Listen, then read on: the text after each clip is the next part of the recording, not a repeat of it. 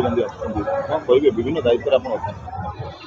ଆଜ୍ଞା ଏଠି ରାହୁଲ ଗାନ୍ଧୀ ଯେଉଁ ଆସୁଛନ୍ତି ସମ୍ବିଧାନ ବଞ୍ଚାଅ ରାଲି ହେଉଛି ଦେଖିଥିବେ ସମ୍ବିଧାନକୁ ନେଇକି ଭାରତବର୍ଷ ଚାଲିଛି କିନ୍ତୁ ଆଜି ସମ୍ବିଧାନ ଯାଇକିରି କେଉଁଠି ନା କେଉଁଠି ଖତଗଦାରେ ପଡ଼ିବା ଅବସ୍ଥାକୁ ଆସିଗଲାଣି।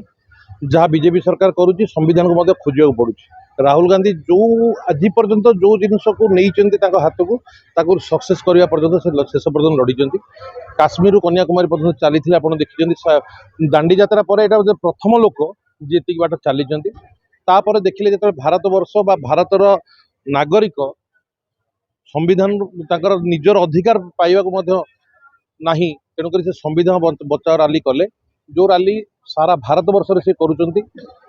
ତେଣୁକରି ଆସନ୍ତାକାଲି ଦେଖିବେ ଯେଉଁ ପ୍ରୋଗ୍ରାମ ହେଉଛି, ଯେଉଁ ଲୋକ ଆସୁଛନ୍ତି ସ୍ୱତଃପ୍ରତ ଭାବରେ ଏଠି ଆସି ପହଞ୍ଚୁଛନ୍ତି। ଇଏ ନରେନ୍ଦ୍ର ମୋଦିଙ୍କ ପ୍ରୋଗ୍ରାମ ହଉ ବା ତାଙ୍କର ଅଲ୍ ଇଣ୍ଡିଆ ପ୍ରେସିଡେଣ୍ଟଙ୍କର ପ୍ରୋଗ୍ରାମ ହଉ, ଲୋକ ପଇସା ଦେଇକରି ବୁହା ହେଉନାହାନ୍ତି।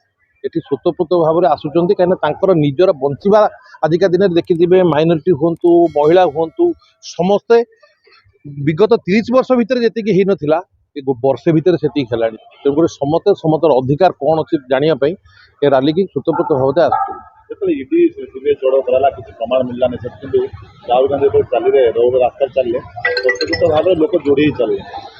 ନାଇଁ ତାଙ୍କ ହାତରେ ସେଇଟା ଅଛି। ଆପଣ ଦେଖିଥିବେ ସମସ୍ତେ କହୁଛନ୍ତି କଂଗ୍ରେସ ଏତେ ବର୍ଷ ଶାସନ କଲା, କଂଗ୍ରେସ ଏତେ ବର୍ଷ ଶାସନ କଲା, କିନ୍ତୁ କଂଗ୍ରେସ କେତେବେଳେ ସରକାରୀ କଳକୁ ଲଗେଇକିରି କାହାକୁ ହଇରାଣ କରିବାର କେବେ ନଜର ପ୍ରାୟ ନଥିବ। ଯେଉଁଟା ଦରକାର ଥିବ, ଯେଉଁଟା ପ୍ରକୃତିରେ କରପ୍ସନ୍ କରିଥିବ, କିନ୍ତୁ ଏଠି ପାଟି ଫିଟିଲେ ସିବିଆଇ, ପାଟି ଫିଟିଲେ କରପ୍ସନ୍, ଯାହା ନାଁରେ ଅଛି ସାଙ୍ଗେ ସାଙ୍ଗେ ସେ କରପ୍ଟ ହେଇକି ନିଶ୍ଚିତ ଭାବରେ ସେଟା ଧରାବନ୍ଧା କଥା ସାରା ଭାରତବର୍ଷ ଲୋକ ଜାଣି ସାରିଲେ। କିଛି ପ୍ରମାଣ ନାହିଁ ତ ପାଇବେ କୋଉଠି ଆଜ୍ଞା? ନାହିଁ ପ୍ରମାଣ, ଖାଲି ହାରାସ କରିବେ ସୋସିଆଲ ମିଡ଼ିଆରେ କହିକି ସରକାରକୁ ଆସିଗଲେ। ସେଇଥିପାଇଁ କେବଳ ସୋସିଆଲ ମିଡ଼ିଆ ପାଇଁ ହିଁ ସେ ଏଇଟା କରୁଛନ୍ତି।